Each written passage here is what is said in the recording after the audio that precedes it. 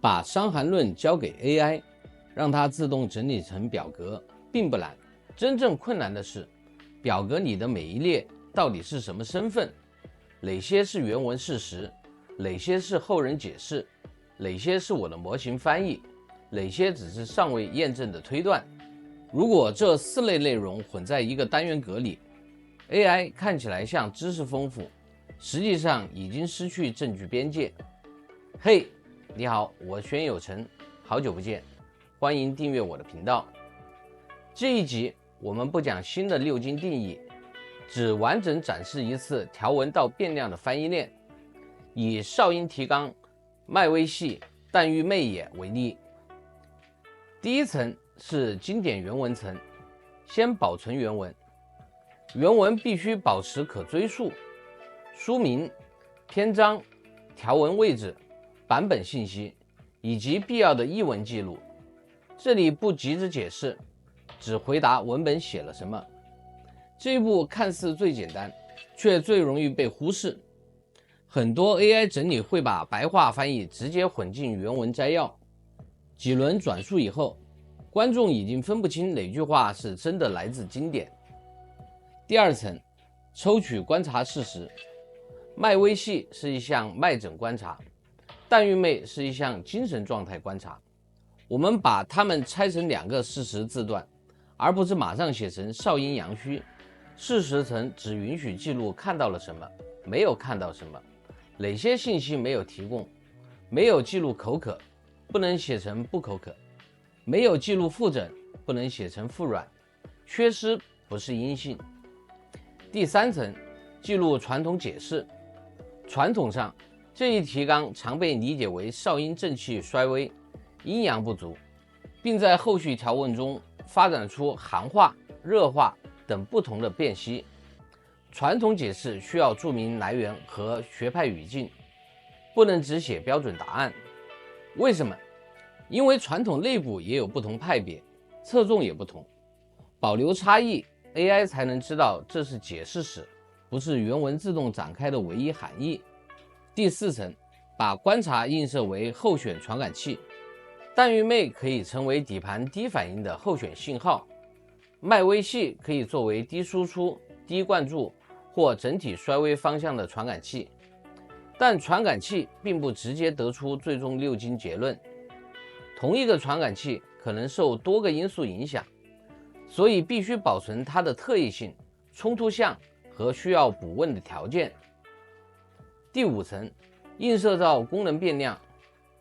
在我的功能变量模型中，这组信号首先检查少阴一闭，也就是基础能量输出，同时还要观察营养供应率、能量利用效率、供给节律是否有证据，避免把整个少阴只压成一个能量值。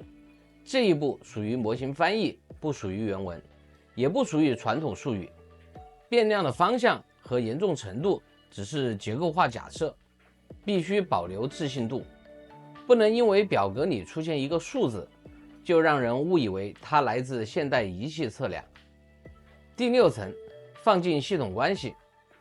基础能量输出下降后，是否能够解释太阳排出无力，是否影响太阴处理，有没有厥阴冲突信号。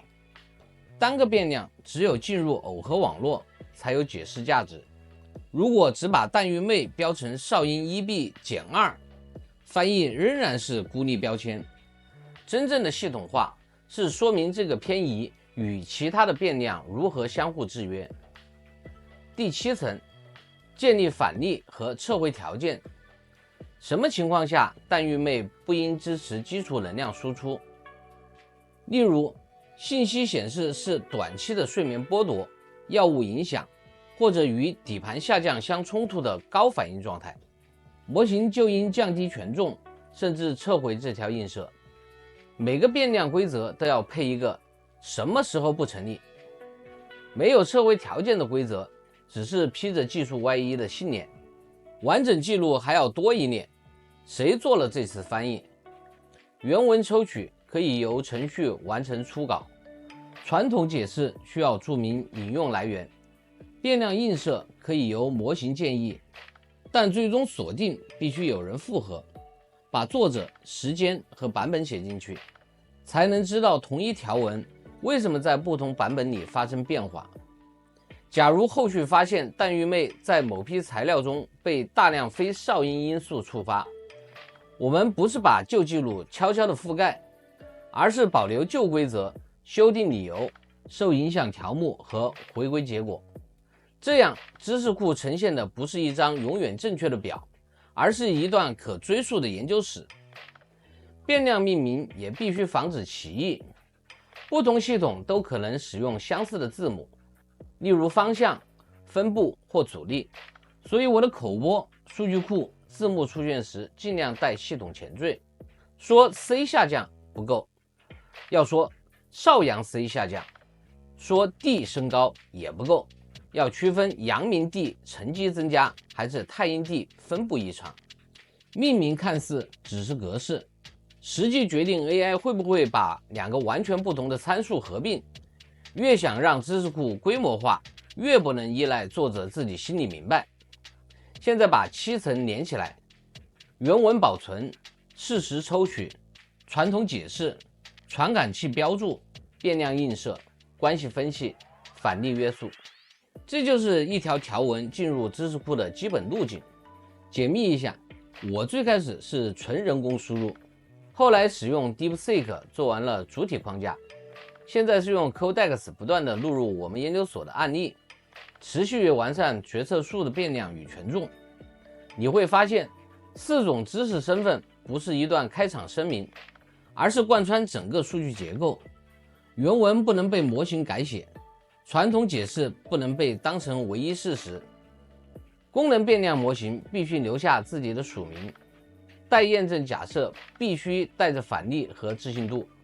这套结构对打造一套权威的 AI 学术为什么重要？因为真正的权威不是把所有话都说得像定论，而是让别人能够检查你的推理链。观众可以指出这句原文是否准确，这个传统解释是否有来源，这个变量映射是否合理，这个假设是否遇到反例。一套可以被检查的学说，才有可能被讨论、被修正、被积累。 AI 在这里的作用也更清楚，它可以帮助抽取、对齐、检索和发现冲突，却不能擅自把缺失信息补齐，不能把相似词当成同一变量，更不能因为某个方名出现就反推出原材料里一定存在某种症状。所以知识库要把症状证据、作者陈述、方剂先验和安全先验分成不同的通道，它们可以在人工复合时汇合，但不能在采集阶段相互冒充。